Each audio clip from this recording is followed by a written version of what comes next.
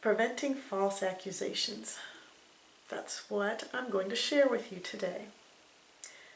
Have you ever falsely accused someone, or have you ever been falsely accused? I've recently suffered the latter, and it has not been fun. And I've been guilty of the former, and that's not fun either. You see, when I was in my depression in 2014, I could not sense God. I could not hear Him. I could not see Him. I could not discern His presence like I had before I was depressed. And so in my thinking at that time, I falsely accused Him of abandoning me. Now, God's shoulders are big enough to take that false accusation. They are. Or any false accusation that you may have toward Him. But God does have emotions, and I believe that that grieved Him.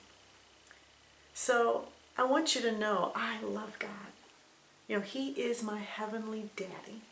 He's my Savior. He's my healer. He's my defender. And I don't ever want to grieve Him again. But how? You know, I've looked forward to the future. I know there's going to be more hard times. I know that I'm going to have more crises. I might even have a crisis of faith again, like I did during my depression. And I worry sometimes about, how will I handle that? What will I do? I don't want to falsely accuse God again. And I've wondered how. How can I prevent that? And He revealed it to me one day in such a surprising way and a surprising time. It was just in our celebration service on Sunday morning, and it was during the worship time, and He revealed to me, the more I study His Word, the more I worship Him, the more I serve Him, and the more I trust Him, then the less likely I will ever be to falsely accuse Him again. See, I'm going to know Him so much more. I'm going to know His promises. I'm going to be able to believe them because I every day do these things, and I practice trusting Him, and I actively serve Him. I'm doing all these things throughout my daily life. And so when that next crisis comes, I'm going to know the truth far more than I used to. This was news to me.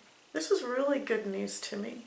And so it motivates me. It motivates me to continue doing these things that He calls me to do, that He calls each and every one of His children, those who call themselves followers and believers of Jesus Christ. You know, these are the things He calls us to. And so it's another one of the benefits, but we're so used to benefits being for us, but this is a benefit for Him, that we won't falsely accuse Him and grieve Him. So I hope this is good news to you today. If you've ever done what I've done, if you've ever falsely accused the Lord, and then afterward realized how wrong you were and you felt bad about it, here's a tool to help you not do that again. So I hope that this has blessed you. My name is Candy Rice, and I am the founder of Living Hope. It is a ministry that teaches the physical, mental, and spiritual healing truths that the Lord has taught me as I went through clinical depression and after I've come out of it, and He's healed me from it. I've also written a book called He Enriched My Life by the Death I Suffered, Learning to Trust God Through Depression.